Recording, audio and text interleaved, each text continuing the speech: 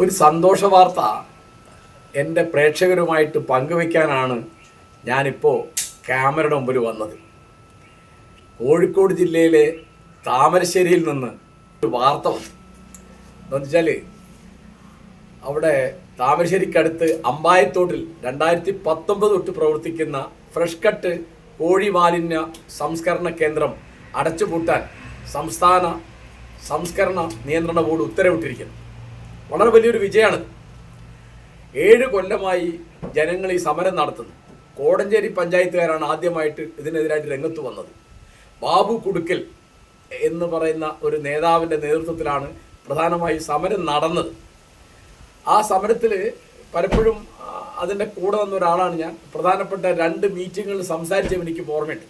അപ്പം നമ്മുടെ നാട്ടിൽ പരിസ്ഥിതി സമരം, പ്രകൃതി സംരക്ഷണ സമരം ഒന്നും വിജയിക്കാറില്ല. ഇത് വിജയിച്ചു. അത് സംസ്ഥാന ഗവൺമെൻറ്റിനെ നമ്മൾ അനുമോദിക്കണം. പിന്നെ അതിന് വളരെയധികം പണിയെടുത്ത ഒരാൾ കൊടുവള്ളി MLA ശ്രീ PK ഫിറോസ് ആണ്. അതുപോലെ മറ്റ് തൊട്ടടുത്ത മണ്ഡലങ്ങളിലെ MLA Mar CK Kasim, MA Razak തുടങ്ങിയവരൊക്കെ അതിന് വളരെ ആത്മാർത്ഥമായി ജോലി എന്ന് ഞാൻ വിചാരിക്കുന്നത്.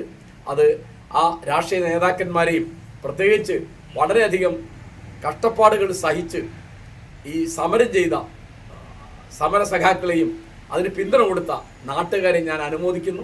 തീർച്ചയായിട്ടും നമുക്ക് പ്രകൃതിയെ, പരിസ്ഥിതിയെ, വെള്ളത്തെ രക്ഷിച്ചാൽ മാത്രമേ നമുക്ക് ഭാവി ഉണ്ടാവുള്ളൂ. നമ്മുടെ അനന്തര തലമുറകൾക്ക് ഭാവി ഉണ്ടാവുള്ളൂ.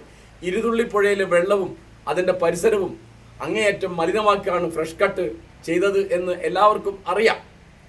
സാധാരണഗതിയിൽ ഇത്തരം സമരങ്ങളൊക്കെ വളരെ നീണ്ടുപോവുകയും പരാജയപ്പെടുകയാണ് ചെയ്യുക. അപ്പോൾ എനിക്ക് കുട്ടിക്കാലം തൊട്ട് ഞാൻ കാണുന്നൊരു ആയിരുന്നു മാവൂരിലെ ചാലിയാർ നദിയുടെ ശുദ്ധീകരണത്തിന് വേണ്ടി നടന്ന സമരം. 40 കൊല്ലം നീണ്ടുന്ന ഒരു സമരമാണത്. എത്ര കഴിഞ്ഞിട്ടാണ് ആ പ്ലാന്റ് അടച്ചു പൂട്ടിയിട്ടാണ് ചാലിയാർ രക്ഷപ്പെട്ടത്. അതുകൊണ്ട് ഇരുതുള്ളിപ്പുഴയിലെ ശുദ്ധീകരണത്തിന് വേണ്ടി പണിയെടുത്ത എല്ലാ നാട്ടുകാരെയും സമരക്കാരെയും നേതാക്കന്മാരെയും ഞാൻ ഒരിക്കൽ കൂടി അനുമോദിക്കുന്നു. നന്ദി, നമസ്കാരം.